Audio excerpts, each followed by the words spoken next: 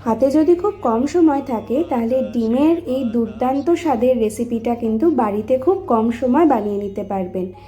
আজকে বানিয়েছিলাম ভাপা ডিম, আর ভাপা ডিম বানানোর জন্য প্রথমেই একটা মশলা বানাতে হবে। তার জন্য রসুন, গোটা গোলমরিচ, পোস্ত, সাদা সর্ষে আর কাঁচা লঙ্কা মিক্সার গ্রাইন্ডারে বেটে রেখে দিয়েছি।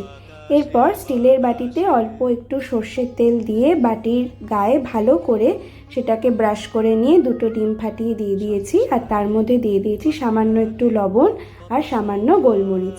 এরপর কড়াইতে জল দিয়ে জলটা হালকা গরম হলে তার মধ্যে স্ট্যান্ড দিয়ে বাটি দুটোকে ভাপে বসিয়ে দিয়েছি। ঢাকনা খুলে দেখে নিতে হবে, একটা ছুরি বা চামচের পিছন দিয়ে এটা দেখে নেবেন যে ডিমটা বাটির গা থেকে ছেড়ে আসছে কিনা। যখনই দেখবেন বাটির গা থেকে এরকম হালকা করে ছেড়ে আসছে, যেরকম ভিডিওতে দেখিয়েছি, জানবেন ওটা হয়ে গেছে। তো সেটাকে একটা প্লেটে তুলে রেখে দিলাম।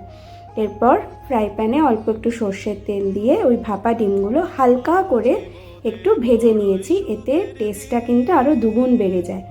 এরপর ওই সর্ষে পোস্তর যে পেস্টটা বানিয়েছিলাম সেটা দিয়ে দিলাম। দিয়ে দিয়েছি এখানে 2 চামচ মতো টক দই। এখানে আপনারা যদি ঝাল বেশি খান তাহলে ওই মিশ্রণটা বাটার সময় একটার জায়গায় 2টো কাঁচা লঙ্কাও ইউজ করতে পারেন। এরপর অল্প করে পেঁয়াজ আমি আগেই বেরেস্তা করে রেখে দিয়েছিলাম, সেটাও দিয়ে দিলাম। দিয়ে দিলাম অল্প একটু লাল লঙ্কার গুঁড়ো, এখানে দিয়েছি স্বাদ মতো নুন, অল্প একটু চিনি, আর এখানে দিয়ে দিয়েছি কাঁচা সর্ষের তেল। এবার এই মিশ্রণটাকে খুব ভালো করে চামচের সাহায্যে মিক্স করে নিয়েছি। দিয়ে এখানে ভাপিয়ে রাখা ডিমগুলো, যেগুলো হালকা হালকা আমি ভেজেও নিয়েছিলাম, সেটাও এখানে দিয়ে দিলাম। এরপর চামচে করে মিশ্রণটাকে ভালো করে ডিমের ওপর দিয়ে আর কি স্প্রেড করে দিতে হবে, যাতে মিশ্রণটা খুব ভালো করে মিক্সড হয়ে যায় ডিমের সাথে। এরপর ওপর দিয়ে আমি দিয়ে দিয়েছি সামান্য আরেকটু বেরেস্তা, আর এখানে চিড়ে রাখা কাঁচা লঙ্কাগুলো ওপরে দিয়ে দিয়েছি। তারপর ওপর দিয়ে অল্প একটু সর্ষের তেল ছড়িয়ে দিয়েছি। দেখেই কি টেম্পটিং লাগছে না? খেতেও কিন্তু দারুণ হয়েছিল।